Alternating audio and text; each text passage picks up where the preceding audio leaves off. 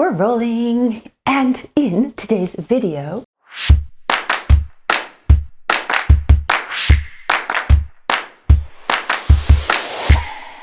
hi everyone, in today's video we are trading places. Well, not you and me, but I mean we're putting ourselves in the shoes of our audience so that the next time you present, you speak to your audience and not yourself. We're going to look at how to create content with your audience in mind so that we keep their attention from beginning to end. Throughout my career, I have sat through literally thousands of presentations, and some are good and others are downright boring, like snore. So what is it that makes one presentation the one that jumps out, that we want to pay attention to every minute, and the other where we start to multitask and get our coffee and write our to-do list? The thing is, in most of these presentations, they're being given by smart, talented people with great ideas to share. It's just there's a miss between what they have to share and what the audience receives. There are three common traps that people make when presenting that result in losing their audience. The first is information overload. Many people just stuff too much information into their presentations. We're so excited about what we want to share that we want to give everything away. But it's important to keep the amount of content right for the amount of time you have allocated, because you'll quickly lose an audience when you have too much to share. The second common trap is that the content is irrelevant to the audience. It's our job as a presenter to deliver value. People tune in to us because we have something to share that they want to hear. Our time is precious these days, and we're competing with a lot of noise out there. And so if you're not crystal clear on your communication goal and delivering on that to your audience, they're going to tune out and probably multitask while you're talking. Or worse, they may just move on completely and leave you in the dust.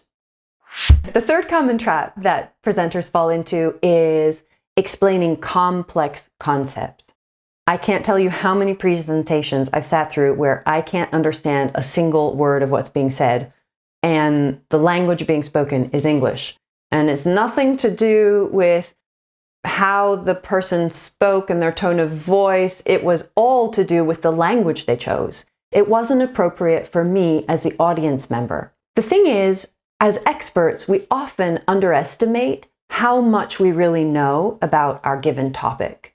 And we forget that what seems obvious to us is actually quite new and novel to some people. And when we're delivering to an audience that is outside of our field of expertise, we have to adjust to meet them where they are. That's really important. That's the way we will bring them along the journey with us. These are the three most common traps I see presenters fall into.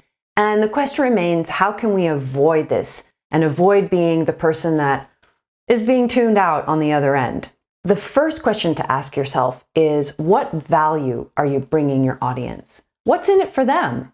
Think about them. Let's think about them really closely for a second. Try picturing them in your mind. Who is this person that's on the other end of your presentation?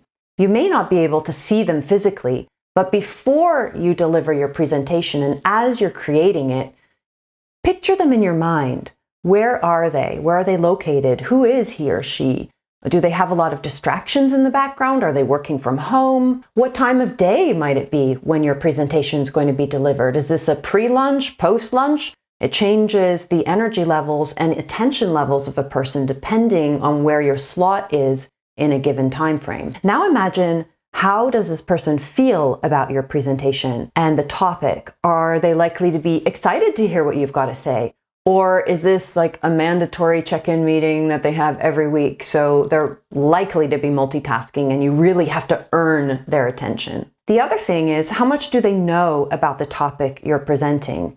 We touched on this before about complex concepts. Well, if they don't know a lot about what you're describing, you'll need to give a lot more context and use space to give that context before diving into all of the details. If you've already covered this in the past, you can more quickly enter into the details. The most important thing to remember is that our audience doesn't owe us anything. It's our job to earn their attention. And when you put yourself in their shoes, you can really better understand what it is that would grab their attention and keep it. If you like this video, be sure to give us a thumbs up. And if you have a communication challenge of your own that you'd like us to answer, let us know in the comments and we'll address it in a future video. If you'd like in the meantime to get some other communication tips, you can head over to balancedblender.com and we'll see you there.